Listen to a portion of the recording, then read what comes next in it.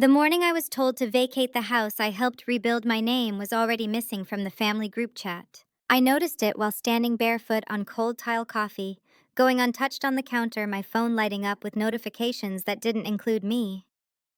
There was a thread called December Plans, photos of garlands, a screenshot of a caterer's menu, my younger brother's name, my mother's, my father's, and silence where my name used to be. That was how it started, quietly. No confrontation, no warning, just an absence that felt deliberate. My name is Caroline Mercer. I was 32 years old at the time, a senior operations manager for a mid-sized logistics firm in suburban Chicago. I had a steady salary, a spotless credit history, and a reputation at work for being reliable to the point of exhaustion. I had never missed a deadline.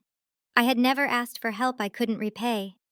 And until that winter, I believed those things mattered inside a family. I had moved back into my parents' house 18 months earlier after my divorce finalized, and the townhouse I shared with my ex-husband was sold. It wasn't supposed to be permanent. Just a pause, a reset. My parents had insisted. "Stay with us for a bit," my mother Linda said over the phone. "Why pay rent when we have all this space?" The house was a two-story colonial on a quiet cul-de-sac, the kind with symmetrical windows and a flag out front on national holidays. My parents had bought it decades earlier when property was cheap and optimism came standard. By the time I moved back, the place needed work. The roof leaked in two places. The kitchen cabinets sagged.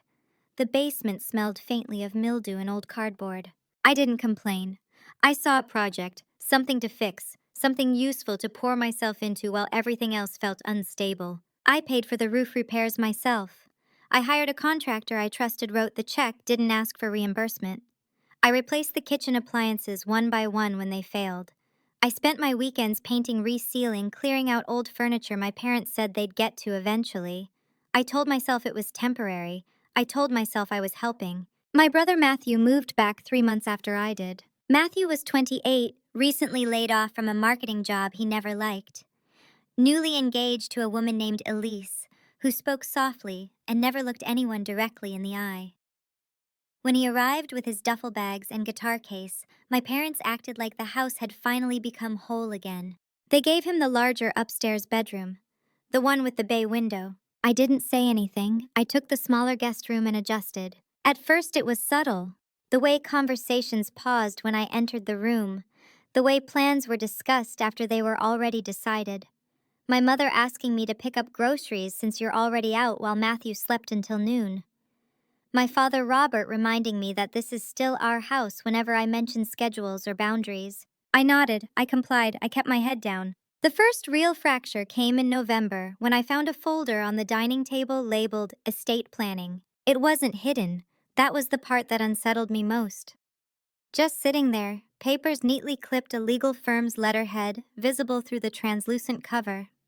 I recognized the name. A local attorney my parents had used years ago for a property tax issue. I didn't open it. I didn't need to. That night over dinner, my mother mentioned it casually. "We're just updating things," she said, passing the mashed potatoes. "At our age, it's responsible." I waited. No one said my name. Matthew talked about a possible move to Denver. Elise asked about holiday decorations. My father nodded along, eyes on his plate. I asked finally, "Is there anything you need from me?" My mother smiled without warmth. "No, honey. We've got it handled." Handled. The word sat heavy in my chest. 2 weeks later, I learned what handled meant. It was a Sunday afternoon. Gray sky. The kind of quiet that presses in on you. My parents called a family meeting in the living room. Matthew sat beside Elise on the couch. I took the armchair across from them. My father cleared his throat. "We've made some decisions," he said, "about the house and the future." My mother took over, her voice practiced. "Matthew and Elise are going to need stability when they get married, and with the way things are, it just makes sense for them to take over the house eventually." I waited. Still no one said my name. So she continued, "We think it would be best if you started looking for a place of your own in the new year." Started. As if I hadn't already been rebuilding my life from scratch. I asked one question. Just one. Am I included in the will? The silence that followed answered me before my mother spoke. "We thought it would be simpler," she said carefully, "to keep things streamlined. Matthew will inherit the property. You're capable. You'll be fine. Capable. The word they used when they needed something done, when they needed someone to absorb inconvenience without complaint. I didn't argue. I didn't raise my voice. I nodded once and stood up. No one stopped me. That night, lying in the guest room, I had painted myself. I stared at the ceiling and understood something I had been avoiding for years. The help I had been giving was never seen as generosity. It was expected. And the moment it became inconvenient, I was expendable. I didn't cry. I didn't call a friend. I opened my laptop and began listing numbers. Roof repairs, appliances, materials, labor. I didn't know what I would do yet. But for the first time, I stopped assuming fairness would find me on its own. And that was the moment everything changed. I didn't tell anyone I was leaving. For the first few days after that meeting, I moved through the house like a ghost. Not out of spite, out of clarity. Once you see the rules of a game clearly, you stop reacting emotionally and start observing patterns. Every morning, I woke before everyone else. I made my coffee quietly. I wiped the counter even when it wasn't dirty. Old habits die hard. But now, instead of mentally rehearsing how to keep the peace, I paid attention. I noticed how my mother stopped asking about my day. How my father spoke to me only when something needed fixing. How Matthew had started referring to the house as our place when talking to Elise, even though nothing had legally changed yet. One evening I overheard them in the kitchen. "She'll land on her feet," my mother said, her voice low but firm. "She always does." "That's why this works," my father replied. "Matthew needs the support more." I stood at the top of the stairs unseen, listening. They weren't angry with me. That was the part that stung. They were comfortable, secure in the belief that I would adapt, absorb, disappear without making things messy. That night I opened a new spreadsheet and titled it Contributions. I went back through my bank statements, credit card records, emails, text messages. I wasn't emotional about it. I treated it like a work audit. Dates, vendors, descriptions, amounts. Roof replacement, $14, $800, refrigerator, $2, $300, washer and dryer, $3, $100, basement, dehumidifier system, $1, $450, paint supplies, fixtures, $2, $600. I added notes, conversations I remembered clearly. "Mom, we'll figure it out later. You're helping the family." "Dad, just put it on your card for now." By the end of the week, the total crossed $24,000. I stared at the number for a long time. Not because of the money itself, but because of what it represented. Months of labor, of quiet compliance, of assuming I was investing in something shared. I wasn't. The first person I spoke to outside the house was Diane Foster, an attorney I'd worked with years earlier on a vendor dispute for my company. I didn't tell her everything. I didn't need to. I asked specific questions. "What happens," I said carefully, "when someone makes significant financial contributions to a property they don't own, based on verbal assurances?" She paused. "That depends. Documentation matters, intent matters, and timing matters." I looked around my childhood bedroom, now stripped of anything personal. "What if the intent changes retroactively?" "That's when people get surprised," she said. I booked a consultation. Meanwhile, life in the house continued as if nothing had shifted. Christmas decorations appeared overnight. My mother reorganized the pantry. Elise brought over throw pillows and left them on the couch without asking. Matthew joked about repainting his room. I said nothing. 2 days before Christmas, my mother handed me an envelope. "We thought it might help," she said. Inside was a handwritten note and a check for $2,000. "For your next place," the note read, "we appreciate everything you've done." I folded it neatly and put it back in the envelope. That night, I emailed Diane my spreadsheet. Her reply came the next morning. "We need to talk." The consultation lasted 90 minutes. By the end of it, I understood 3 things very clearly. First, my parents had made a critical mistake by allowing me to pay for permanent improvements without any written agreement. Second, verbal assurances, when supported by consistent behavior and documentation, carried more weight than people realized. Third, I had options, not emotional ones, legal ones. I didn't want to sue my parents. That wasn't the point. What I wanted was control. A clean exit that didn't leave me stripped of everything I'd poured into that house. Diane was careful. "You don't need to confront them yet," she said. "Information is leverage. Use it wisely." So I kept quiet. On Christmas Eve, the house was full. Relatives, noise, laughter that felt rehearsed. I watched my parents beam as Matthew announced his engagement date. Applause, hugs. No one asked about my plans. After dinner, my aunt pulled me aside. So she said softly, "Are you moving far?" I smiled, not sure yet. Later that night, as everyone slept, I packed the first box. Nothing obvious, just my books, files, old photo albums I didn't want misplaced. I stored them in my car parked down the street. I repeated the process every night after that. By New Year's Day, half my life was already gone from the house and no one had noticed. The first crack appeared when my father asked about the basement. "I noticed the dehumidifier isn't running," he said. I looked at him calmly. I unplugged it. "Why?" "Because it's mine." The word landed heavier than I expected. He frowned. "We need that." "I needed security," I replied. "We're even." He didn't argue. He just stared at me as if seeing me clearly for the first time. That night, my mother knocked on my door. "We don't want things to get awkward," she said. "You're still family." I met her eyes. "Then treat me like one." She hesitated. "We already decided." And that was when I realized something important. They thought the decision was over. They were wrong. I wasn't angry. I wasn't desperate. I was preparing. Because when you're pushed out quietly, the most powerful response isn't noise. It's timing. And mine was coming. I found the second folder by accident, or at least that's what it looked like. It was tucked into the bottom drawer of the filing cabinet in my father's study, wedged beneath old tax returns and warranty manuals. I wasn't snooping. I was looking for the original invoice of the washing machine, because my mother had suddenly decided she needed it for her records. The folder was labeled simply Trust. Inside were copies of documents I had never seen before.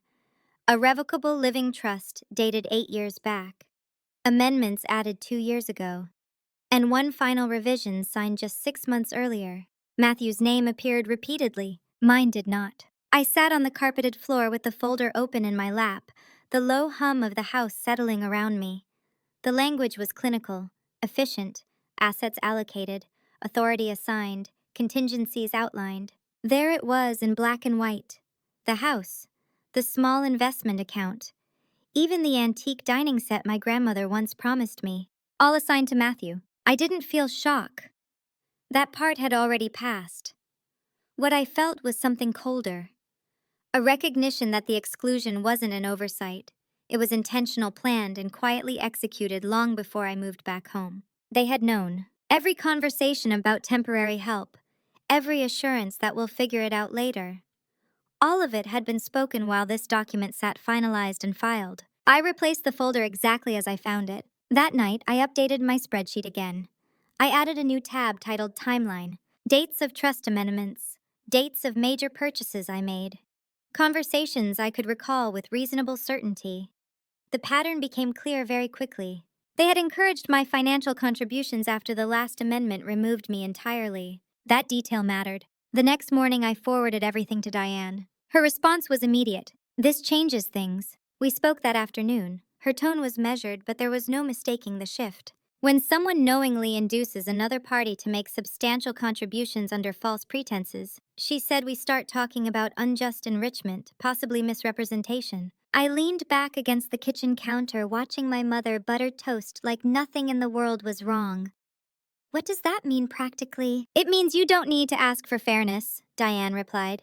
"You can demand accountability." I didn't want revenge, not yet. What I wanted was to stop being underestimated. Over the next 2 weeks, I gathered what Diane called corroborating evidence. Emails where my mother thanked me for investing in the house like it was my own.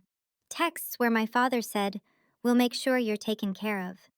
A voicemail I had forgotten about saved during the roof repair crisis, where my mother said, "Don't worry, sweetheart. This house will always be part of your future." I transcribed everything. Meanwhile, the pressure increased. Matthew announced they were setting a wedding date for early fall. Elise's parents visited. My mother asked me to move my car so they could use the garage. Subtle signals, preparations that assumed my absence. One evening, my father sat me down at the dining table. "We think it's best if you're out by the end of February," he said. "It gives everyone time to adjust." I nodded. "That works." He looked relieved. "Good. We knew you'd understand." What he didn't know was that I had already signed a lease. A small apartment 30 minutes away. Nothing fancy. Just quiet. And mine. The following week, Diane sent a formal demand letter. It was addressed to my parents but delivered through certified mail, not handed across the dinner table. It outlined my documented contributions, referenced the trust timeline, and requested reimbursement or a negotiated settlement within 30 days. I wasn't asking for the house, I was asking for restitution. The reaction was immediate. My mother burst into my room that night, letter shaking in her hand. "How could you do this to us?" she demanded. "After everything." I met her gaze. After everything, I finally did something for myself. My father stood in the doorway, silent, his jaw tight. Matthew texted me from upstairs. "Are you serious right now?" I didn't reply. The next morning, my parents called a family meeting. This time, the tone was different. My father spoke first. "We need to resolve this calmly." My mother added, "Lawyers make things ugly." I listened. Then I said one sentence. "You made it ugly when you decided I didn't belong." The room went quiet. Diane had warned me this would happen. When people lose control quietly, they panic loudly. They offered to talk it through, to reconsider some things. My mother even mentioned adding me back into the trust in some way. I declined. "I'm not negotiating affection," I said. "I'm closing an account." Matthew finally spoke. "You're tearing this family apart." I looked at him. "No, I'm just not holding it together anymore." That night, I packed the rest of my things. By the end of the month, I would be gone. But something told me they weren't done, and neither was I. Because once the truth surfaces, people don't change. They escalate, and I was ready for what came next. The letter changed the temperature of the house. Not immediately, not in any dramatic way, but in the small details that only stand out when you're no longer trying to keep the peace. Doors closed more softly. Conversations lowered when I walked past. My mother stopped cooking my favorite meals. My father avoided eye contact. They weren't angry yet. They were recalibrating. I had seen this behavior before at work when a vendor realized we had leverage. The first phase was denial. The second was charm. The third was pressure. They skipped charm. 3 days after the demand letter was delivered, my parents' attorney responded. Not to Diane, to me. The email was brief and oddly impersonal, as if stripping the situation of emotion would somehow strip it of truth. It stated that my contributions were voluntary made while I was temporarily residing in the property, and that no written agreement existed guaranteeing reimbursement or ownership interest. Therefore, they believed no legal obligation existed. I forwarded it to Diane without comment. Her reply came back within minutes. "Expected. Don't respond." That night, Matthew knocked on my door. He didn't wait for an invitation. He leaned against the frame like he still had the right. "You didn't have to do it like this," he said. "You could have just talked to us." I sat on the edge of the bed, folding clothes into a box. "I did talk, for years." He scoffed. "You're acting like a victim." I looked up at him calmly. "You're acting like an heir." That hit a nerve. "You always do this," he snapped. "You make everything about fairness and principles. Life doesn't work that way." I held his gaze. It does when paperwork is involved. He left without another word. The next escalation came quietly disguised as concern. My mother suggested we go to lunch, just the two of us.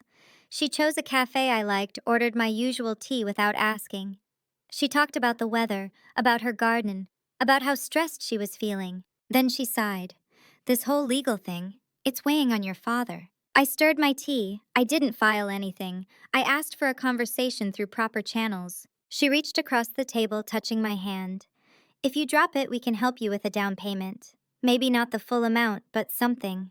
There it was, the trade. "I don't want help," I said gently. "I want closure." Her eyes hardened just slightly. "You're being very rigid." I learned from the best. Lunch ended shortly after. That evening, Diane called me. "They're preparing to move assets," she said. "We need to act before things get complicated." Within 48 hours, we filed a formal claim for restitution based on unjust enrichment and detrimental reliance. It wasn't a lawsuit yet. It was a notice of intent. The response was explosive. My father shouted for the first time I could remember. My mother cried loudly, theatrically. Matthew accused me of trying to sabotage his future. I listened. I didn't interrupt. When the noise finally settled, my father said something revealing. "You knew what this was," he said. "You knew this house was never yours." I nodded. "Yes, that's why I'm not asking for it." They stared at me confused. "I'm asking for what you took," I continued. "Not the house, my money, my time, my trust." The silence that followed wasn't disbelief. It was fear. 2 weeks later, I moved out. No farewell dinner, no family send-off, just boxes, a rented truck, and a key left neatly on the counter. I didn't block their numbers. I didn't need to. The final escalation came 3 days after I settled into my apartment. A court notice arrived. My parents were contesting my claim, and they were asking for damages.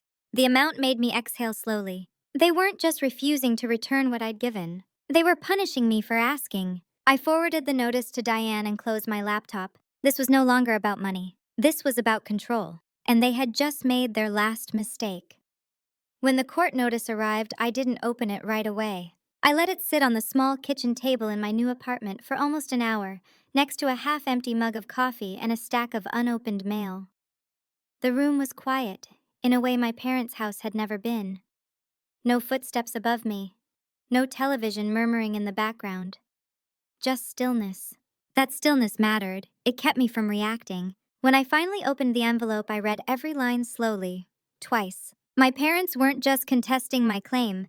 They were alleging that I had lived rent-free, benefited unfairly from the property, and owed compensation for unauthorized alterations to the home. The amount they demanded was high enough to sting, but not high enough to be strategic. It was emotional, punitive. They weren't trying to win. They were trying to scare me back into my place. I called Diane. She listened without interrupting. When I finished, she said, "Good." I frowned. "Good?" "Yes," she replied calmly, "because now it's on record, and now we can respond properly." She explained what I already suspected. Their filing was weak. No lease, no invoices, no proof that my improvements were unwanted. And the timing worked against them. They had waited until after my demand letter, after my move, after months of documented acceptance. "They're acting from indignation," Diane said. "Judges don't like that." For the first time since this began, I felt something close to confidence. Over the next few weeks, my life split cleanly in two. During the day, I went to work, attended meetings, solved other people's problems. At night, I organized evidence, photos of the house before and after repairs, emails printed and annotated, bank statements highlighted, a timeline that showed exactly when my parents encouraged spending, exactly when they excluded me from the trust, exactly when they asked me to leave. It wasn't exhausting the way emotional conflict is exhausting. This was different, focused, purposeful. Matthew tried to reach me once. He left a voicemail. "This has gone too far. Mom's not sleeping. Dad's blood pressure is up. If you care at all, you'll stop this." I deleted it without responding. Because that message wasn't about concern, it was about leverage. The first mediation session was scheduled for mid-March. We met in a neutral office building downtown. Beige walls, fluorescent lighting, a long table that felt designed to keep everyone equally uncomfortable. My parents arrived together. My mother clutched her purse tightly. My father avoided my eyes. Matthew wasn't there. Elise wasn't there either. That told me everything. The mediator, a woman with graying hair and a steady voice, explained the process. Everyone would speak. No interruptions, no raised voices. My parents' attorney went first. He framed the situation as a misunderstanding, a generous family arrangement that had been misinterpreted. He emphasized my parents' age, their intention to support both children fairly. When it was my turn, I didn't argue. I laid out facts. I explained why I moved back, what was said, what I paid, what assurances were given. I didn't use words like betrayal or favoritism. I used dates, amounts, quotes. I watched the mediator's pen slow as she took notes. Then Diane spoke. She introduced the trust documents. That was the moment the room shifted. My mother stiffened. My father's face flushed. The mediator asked, "Were these documents in place before Ms. Mercer made these contributions?" Their attorney hesitated. "Yes." "And was Ms. Mercer informed that she had been excluded from the trust?" Silence. "No," my father said finally. "We didn't think it was necessary." The mediator leaned back slightly. "That's problematic." The session ended without resolution, but something important had happened. Their narrative cracked. Outside the building, my mother stopped me. "You could still end this," she said quietly. "We're family." I looked at her, really looked at her, and realized something with surprising clarity. She wasn't asking me to come back. She was asking me to back down. "I already ended it," I replied. "I just didn't disappear." That night, Diane emailed me an updated strategy. "They're vulnerable on the misrepresentation angle," she wrote, "and on implied contract. If this goes to trial, you're in a strong position." Trial. The word used to scare me. Now it felt like a door I was ready to open. 2 weeks later, my parents' attorney proposed a settlement. It was lower than what I was owed, and it came with conditions: no admission of wrongdoing, a confidentiality clause, and a requirement that I release all future claims. I read it carefully. Then I said no. Diane raised an eyebrow. You're sure? Yes, I said. They still think this is about money. She nodded slowly. Then we proceed. That night I sat alone on my couch, the city lights flickering through the window. For the first time I wasn't thinking about my parents or my brother. I was thinking about myself, about how easily I had been written out, about how quietly it had happened, and about how many years I had spent mistaking compliance for love. This wasn't revenge. This was reclamation, and I wasn't done yet. The closer we got to trial, the quieter my parents became. No more voicemails, no more indirect messages sent through relatives. Even Matthew stopped trying to reach me. It wasn't peace, it was strategy. Silence, when used by people who have always held authority, is often just another way to regain control. Diane warned me about this phase. They're hoping you'll doubt yourself, she said, or get tired. I didn't. Instead, I settled into a routine that felt almost disciplined. Mornings were for work. Evenings were for preparation. I treated the case like a second job, one that demanded precision and emotional restraint. We built the narrative carefully. Not the emotional one, but the factual one. Exhibit A, before and after photos of the house. Exhibit B, receipts, bank statements, canceled checks. Exhibit C, emails and texts showing encouragement and consent. Exhibit D, the trust timeline. What mattered wasn't any single piece of evidence. It was the pattern. Judges don't rule on feelings. They rule on consistency. A week before the pretrial conference, something unexpected happened. My aunt called. She hadn't spoken to me since Christmas. I don't want to take sides, she said immediately, as if reading from a script. But I thought you should know. Your mother has been telling people you took advantage of them. I closed my eyes briefly. How? She says you lived there for free and ran up expenses. That you're bitter because you didn't get the house. I thanked her for telling me and ended the call. Then I forwarded the information to Diane. Defamation wasn't something we had planned to pursue, but it was useful context. It showed motive, and it showed escalation. The pretrial conference was brief and procedural.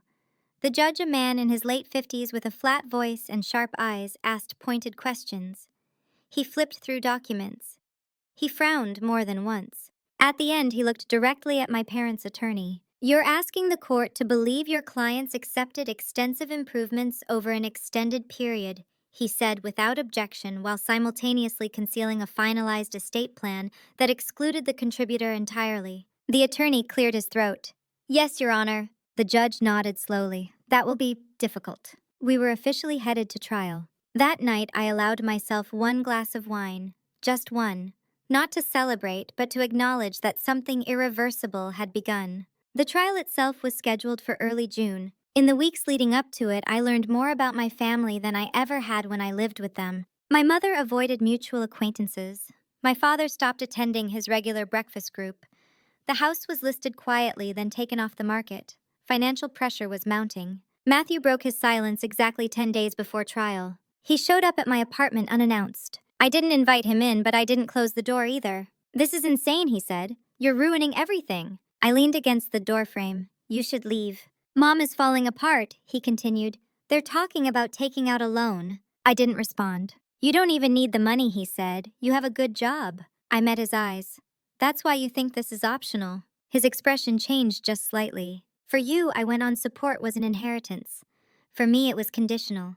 I'm done pretending those are the same thing. He laughed bitterly. So what, you want them punished? No, I said calmly. I want the truth documented. He stared at me for a long moment, then shook his head.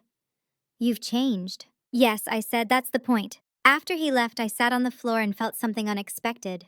Relief. Not because I was winning, but because I was no longer trying to be understood by people committed to misunderstanding me. The night before trial, Diane and I reviewed everything one last time. You're solid, she said. Stay factual. Don't fill silence. Let them explain themselves. I nodded. As I went to bed, I thought about the house, the walls I had painted, the roof I had paid for, the dinners I had cleaned up after.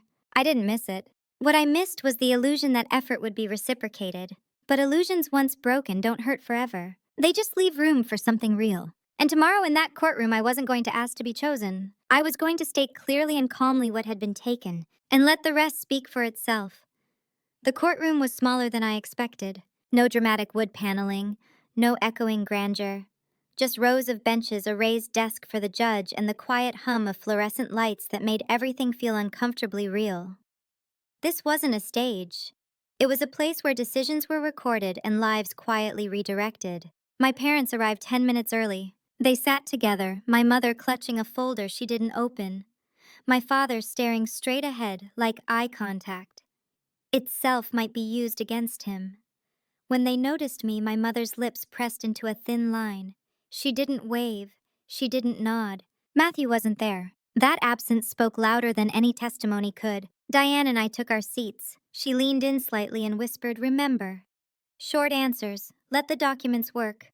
The judge entered. Everyone stood. Everyone sat. And just like that, the moment I had been preparing for began without ceremony. My parents' attorney went first. He spoke slowly, carefully, as if choosing words that might soften the facts.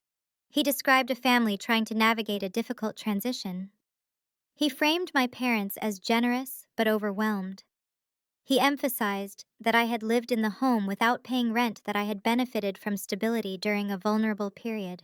He avoided specifics. When he finished, the judge nodded once and turned to Diane. She didn't stand immediately. She opened a binder, adjusted a tab, and then rose. "Your Honor," she began, "this case is not about hurt feelings or family disagreement. It is about reliance, representation, and benefit." She called me to testify. I walked to the stand with steady steps. Not because I wasn't nervous, but because I had already made peace with the outcome. Whatever happened, I had chosen to be here. Diane asked me questions I had rehearsed but not memorized. Why I moved back, what was said to me at the time, why I paid for the repairs. I answered plainly. I was told it was temporary, but I was also told to treat the house as my own. Who told you that? My parents, on multiple occasions. Did you believe you were investing in a shared future? Yes. Then came the documents. Receipts, emails, texts. Diane read aloud one message from my mother sent after the roof repair. "Thank you for taking care of this. We couldn't have done it without you. This house is as much yours as Matthew's." The judge looked up. My parents' attorney objected weakly. That was a figure of speech. The judge raised a hand. "The court will decide that." When it was my parents' turn to question me, their attorney tried a different approach. "Ms. Mercer," he said, "isn't it true that you never asked for ownership in writing?" "That's true," I replied. "And isn't it also true that you never paid rent?" "Yes," he nodded. "So you benefited from the arrangement." I paused just long enough to let the silence do its work. "I contributed financially and materially to the property," I said. "The benefit was mutual." He pressed, "But you understood the house would eventually belong to your brother." "No," I said calmly, "I was never told that." The judge's pen stopped moving. My parents were called next. My father testified first. He spoke about intentions, about family values, about how things had gotten out of hand. Then Diane asked him one question. "Mr. Mercer, when was the last amendment to your trust executed?" He hesitated. "About 6 months before Caroline moved back in." "And at that time, had you already removed her as a beneficiary?" "Yes." "And did you inform her of that decision?" "No." The room went very quiet.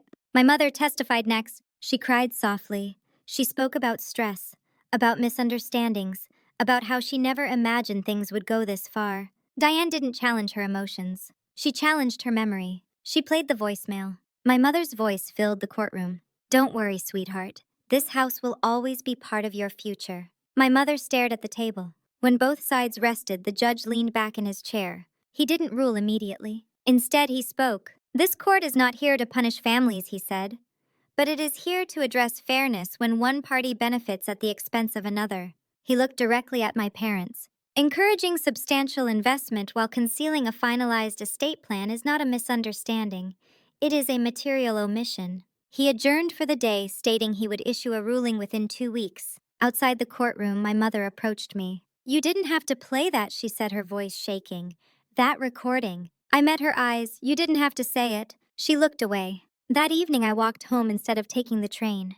The city air was heavy, but I felt lighter. For the first time, the truth wasn't something I carried alone. It was on record. And whatever the judge decided, one thing was already clear. I was no longer invisible. The 2 weeks waiting for the ruling were harder than the trial itself. There was no schedule to follow, no documents to prepare, no next step I could control. Just time. And time has a way of pulling old doubts to the surface when you're no longer distracted by action. I kept busy anyway. I went to work earlier than usual, stayed later, took on projects I didn't need just to keep my mind anchored to something measurable. In the evenings, I walked. Long routes through neighborhoods I didn't know well, letting unfamiliar streets absorb thoughts I didn't want circling my head. My parents didn't contact me. Not a message, not a call. But the silence felt different now. Less strategic, more cautious.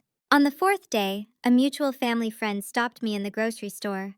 She lowered her voice like she was sharing a secret. "Your mother's been very upset," she said. "She says the family is being torn apart." I nodded politely. I didn't correct her. By the end of the first week, I learned my parents had taken out a home equity loan. That information came from my aunt again, her voice careful, as if she were walking on ice. "They're saying it's just in case," she told me. "Legal fees are adding up." I thanked her and hung up. That night, I sat in my apartment with the lights off, the city glowing faintly through the windows. I didn't feel satisfaction. I didn't feel guilt either. I felt something quieter, distance. This was the cost of truth, not drama, just separation. The ruling arrived on a Tuesday morning. An email notification first, then a call from Diane. "I'm forwarding it now," she said. "Read it carefully, then call me back." I opened the document slowly. The judge's language was precise, methodical, almost clinical. He acknowledged my parents' ownership of the property. He acknowledged the lack of a written ownership agreement. And then line by line, he dismantled their defense. He found that my financial contributions were substantial, ongoing, and made with reasonable expectation of shared benefit.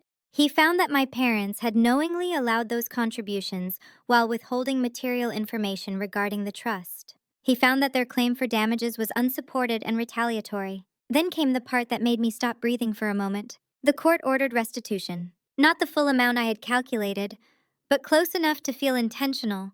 Enough to cover every major expense plus interest, plus a portion of my legal fees. The total figure sat quietly at the bottom of the page. I didn't cry, I didn't smile. I closed the document and sat still for a long time. When I called Diane back, she sounded satisfied but unsurprised. "This is a strong ruling," she said.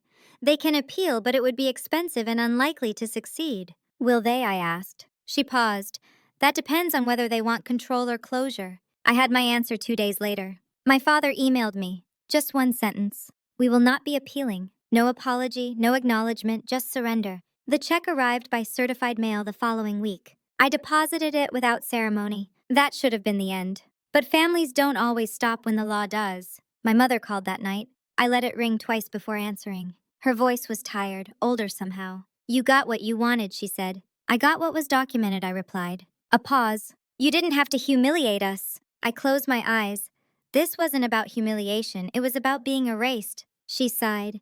"You always had to make things so final." "No," I said softly. "You did. I just stopped pretending." She didn't respond. The call ended without resolution. In the days that followed, news traveled fast.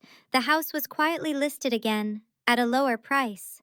Matthew and Elise postponed their wedding. No announcement, no explanation. I heard these things secondhand. I didn't seek them out. What surprised me was how little they mattered. The real shift wasn't external, it was internal. For the first time in my adult life, I wasn't bracing for disappointment from the people closest to me.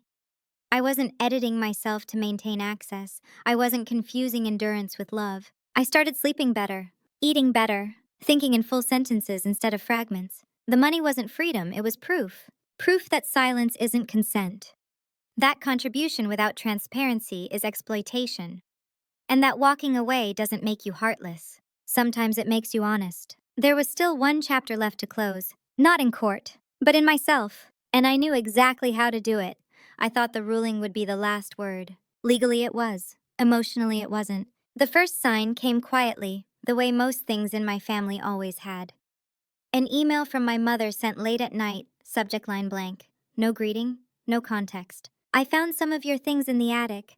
Let me know when you want to pick them up." I stared at the screen for a long time. There were no belongings of mine left in that house. I had packed everything myself carefully, methodically. The only things I'd left behind were items I no longer wanted. Old school notebooks, a cracked lamp, things without emotional value. This wasn't about forgotten boxes. It was about reopening a door. I didn't reply. 2 days later, my father tried a different approach. A voicemail clipped and formal. "We need to discuss some documents related to your grandmother's estate. It would be better to handle this in person." My grandmother had passed away 3 years earlier. Her estate had been settled within months. I knew that for a fact because I'd helped organize the paperwork. I forwarded the voicemail to Diane. Her response was short. "They're fishing." That word stuck with me. Fishing. Casting lines into quiet water, hoping something would bite. A reaction. A crack.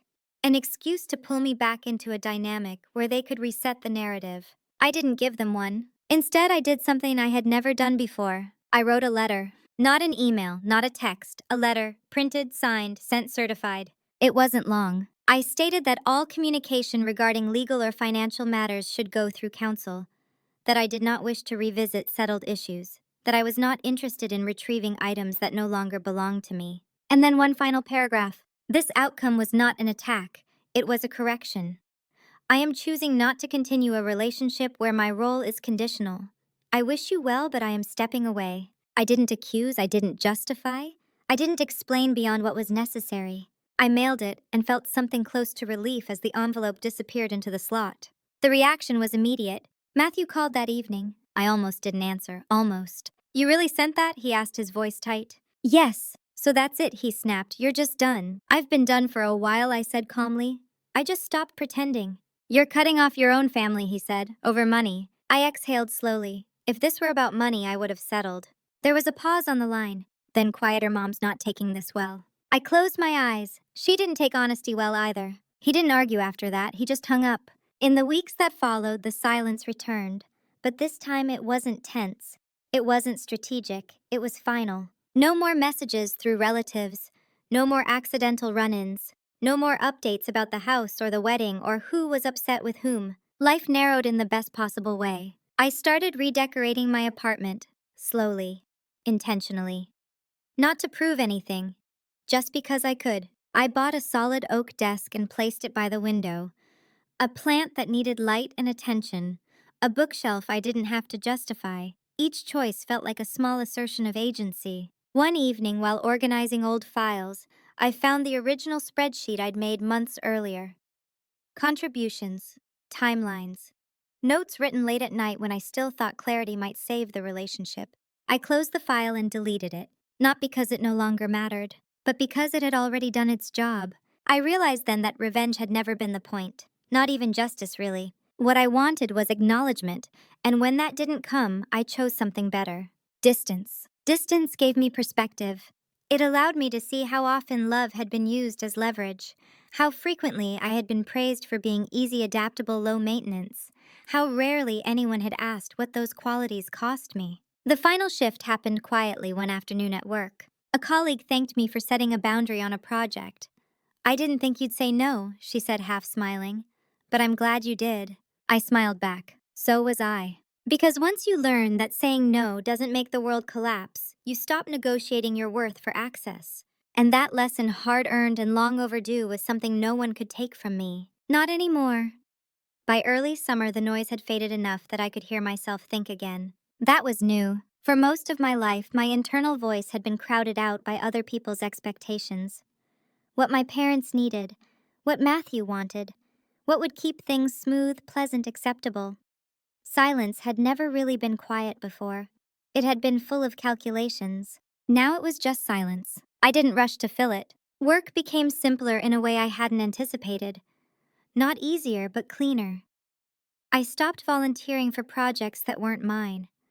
I stopped answering emails after hours unless something was genuinely urgent. No one complained. In fact, people adjusted, as if they'd been waiting for me to draw a line so they wouldn't have to feel awkward doing it for me. That realization stayed with me. One afternoon, my manager asked if I'd consider applying for a regional director role opening later that year. It would mean more responsibility, more visibility, less room to hide behind being helpful. My first instinct was to deflect, to say I'd think about it, to downplay my readiness. Instead, I said, "Yes, I'm interested." The word landed solidly in the room. That night, I went home and sat at my kitchen table with a notebook. Not a spreadsheet, not a legal pad, just a notebook. I wrote one question at the top of the page. What do I want now? The answer didn't come immediately. That was fine. I wrote smaller things instead. I want mornings without dread. I want my space to stay quiet. I want relationships where I'm not preemptively apologizing. I realized how little of my adult life had been built around those wants. How often I'd substituted endurance for desire. Around that time, I learned my parents had accepted an offer on the house. It came through my aunt again, almost reluctantly. They sold, she said, lower than they wanted. I thanked her and didn't ask for details. Later alone, I let myself imagine the house empty. The rooms stripped of furniture, the walls neutral again, the roof still intact, the appliances still running.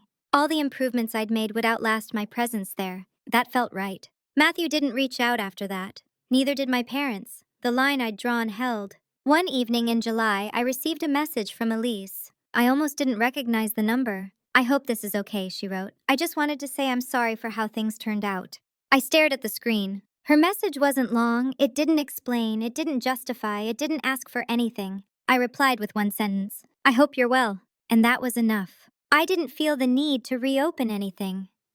Apologies, when they come without accountability, don't heal. They just soothe the person offering them. I didn't need soothing. What surprised me most in the months that followed was how ordinary my life became. No drama, no constant tension, no waiting for the next shoe to drop. Just days that unfolded predictably. Work, walks, dinners with friends who didn't ask me to be smaller to fit the table. I noticed how my body responded to that stability. Shoulders relaxed, jaw unclenched, sleep deepened. The absence of conflict wasn't boring. It was nourishing. One Saturday morning, I found myself cleaning out a drawer and came across the old house key I'd never returned. I must have slipped it into my bag on moving day and forgotten about it. I held it in my palm for a moment. Then I dropped it into the trash. Not ceremonially, not angrily, just decisively. Later that afternoon, I took a long walk through a nearby park. Families were everywhere, kids running, parents calling after them, the usual rhythms of togetherness. I watched without envy. Family, I had learned, wasn't defined by proximity or obligation. It was defined by safety, by mutual regard, by the ability to exist without fear of erasure. I had spent years trying to earn that inside a structure that only valued me when I was useful. Letting go hadn't made me lonely. It had made me honest. As summer edged toward fall, the trial faded into memory. The money sat untouched in a separate account. Not because I didn't need it, but because I wanted it to remain what it was. A marker. A reminder that standing up for yourself doesn't require cruelty. It requires clarity. And clarity once gained doesn't disappear. It changes how you choose, who you answer, what you accept. I didn't know exactly what the next chapter of my life would look like yet, but for the first time I knew one thing with absolute certainty. I would never again trade my peace for permission. The promotion interview took place on a Thursday morning in late September. I wore a navy blazer I'd owned for years, nothing new, nothing symbolic. I didn't need armor anymore. I needed presence. The panel asked thoughtful questions, not traps, not tests of loyalty. Questions about leadership, conflict, long-term vision. At one point, a senior director asked, "Tell us about a time you had to make an unpopular decision." I didn't hesitate. I spoke about restructuring a regional workflow that had been inefficient for years. How people resisted, how it caused tension, how I documented everything, communicated clearly, and stayed steady when others tried to personalize it. I didn't mention my family. I didn't need to. The skills were the same. When the interview ended, I walked back to my desk and finished the day like nothing monumental had happened. That was another change. I no longer lived in anticipation of validation. Whatever the outcome, I knew I would handle it. 2 weeks later, the offer came through. Regional director. More responsibility, more autonomy, more distance from the version of myself that used to shrink in order to be liked. I accepted without fanfare. Around that time, the first holiday season without my family approached. Thanksgiving had always been complicated, but predictable. Assigned roles, unspoken hierarchies, tension hidden under casseroles and polite conversation. This year, I was invited to a friend's house instead, a small gathering, no pressure, no expectations beyond showing up. I almost declined out of habit. Then I caught myself. I went. The evening was simple. Laughter, food that didn't carry emotional weight, conversation that didn't require translation. When I left, no one guilted me for leaving early. No one commented on my choices. Driving home, I realized something quietly profound. This was what ease felt like. In December, a card arrived in the mail. The handwriting was unmistakable, my mother's. I didn't open it right away. I set it on the counter and went about my evening. Cooked dinner, read a few pages of a book, let the moment pass. When I finally opened it, the message inside was brief. "I hope you're doing well. We sold the house. I suppose that's the end of that chapter. I still don't understand your choices, but I hope you're happy. No apology, no acknowledgement, but also no accusation. It was the closest she could come. I folded the card and placed it in a drawer, not because it mattered, but because it didn't need a response. Understanding isn't a prerequisite for respect. I had spent too many years trying to bridge that gap for other people. That winter, I hosted my own small Christmas dinner. Nothing elaborate, a few friends, candles, music low enough to talk over. At one point, someone asked about my family, not prying, just curious. I said we're not close. That was it. No explanations, no defense. The simplicity of this statement surprised me. How neutral it sounded, how little it cost to say. Later that night, after everyone left, I stood alone in my living room and looked around. This space reflected me, not compromise, not obligation, just intention. The quiet wasn't heavy, it was earned. And for the first time, I felt ready to close the story, without needing to rewrite it for anyone else. There was one chapter left. Not about them, about me.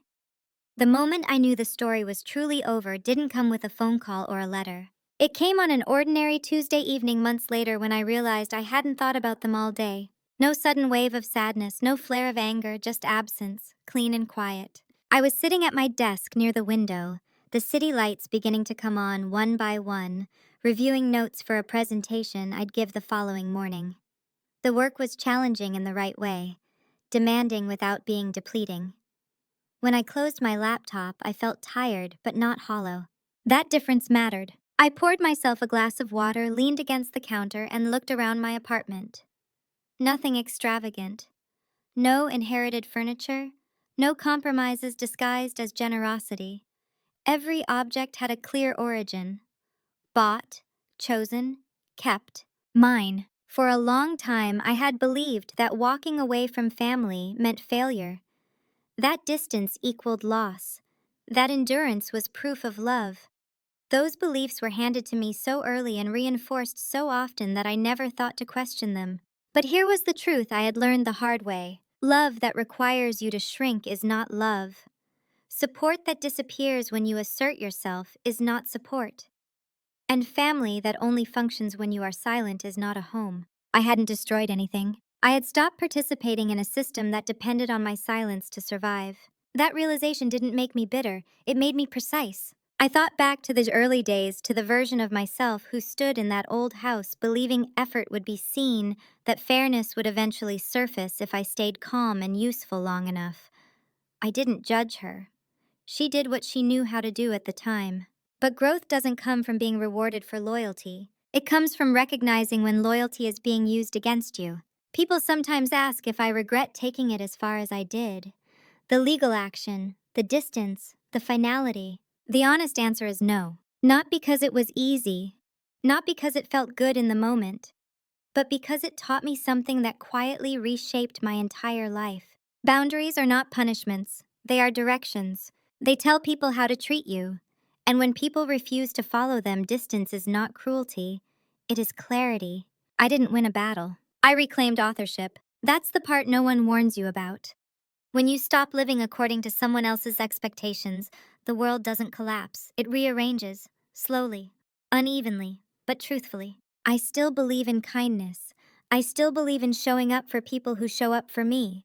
What I no longer believe in is sacrificing myself to keep a version of peace that only exists when I'm quiet. If you're listening to this and something feels familiar, let me say this plainly. You are not difficult for wanting fairness. You are not ungrateful for setting limits. You are not cruel for choosing yourself when the cost of staying is your dignity. Sometimes the most powerful form of revenge isn't confrontation or punishment, it's withdrawal. It's documentation, it's patience.